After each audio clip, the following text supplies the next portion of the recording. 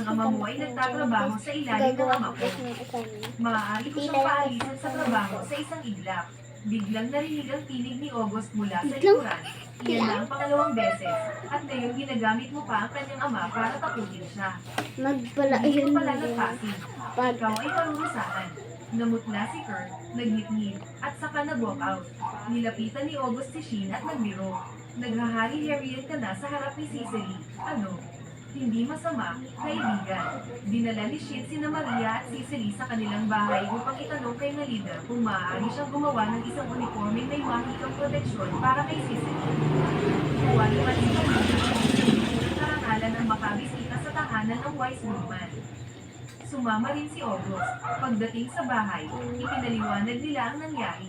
Tiningnan ni Malida si Cicely at nagsabi, kaya pala nais mong gawin ng apo ko ng uniforme para sa'yo. Shin, tila seryoso ka sa pagprotekta sa kanya. Pagkatapos ay humarap siya kay Cicely. Ngunit bago ko ito gawin, may tanong ako sa iyo. Karapat ka ba talaga? Ang gagawin ni Shin ay maituturing na Ligiran. Hindi ko ito nararapat. Sinamantala ko ang kabaitan ni Shin at humiling ng proteksyon. Hindi ko kayang tanggapin ang isang bagay na napakahalaga. Tumayo siya at nagtangkang umalis. Ngunit tinawag siya ni Malida kung tinanggap mo agad. Pinalayas na sana kita. Ngunit ikaw ay isang mabait at magalang na dalaga. Karapat-dapat ka. Idinagdag ni Shin. Hindi ko kailanman naramdaman na sinamantala mo ako. Natutuwa akong nagtitiwala ka sa akin.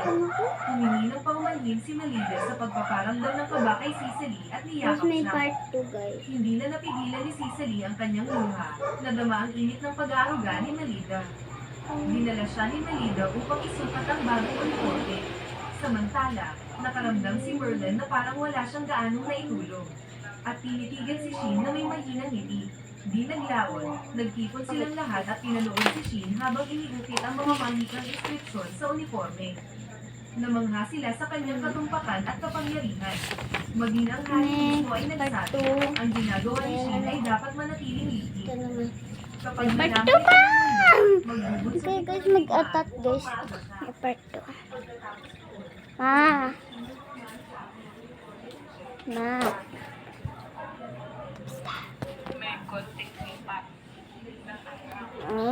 Mami.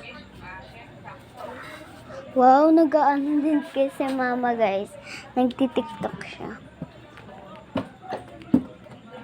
Tapos na. Sa may next naman ako. Wait.